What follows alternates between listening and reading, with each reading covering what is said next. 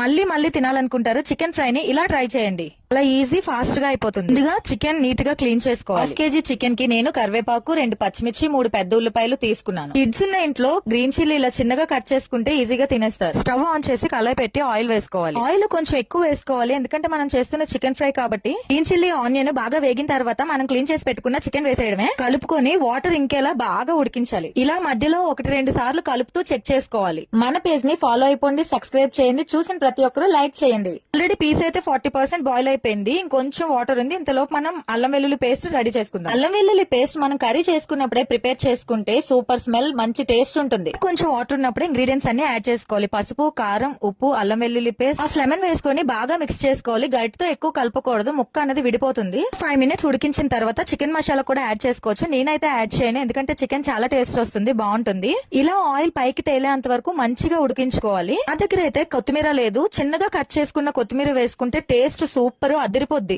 Do follow my page.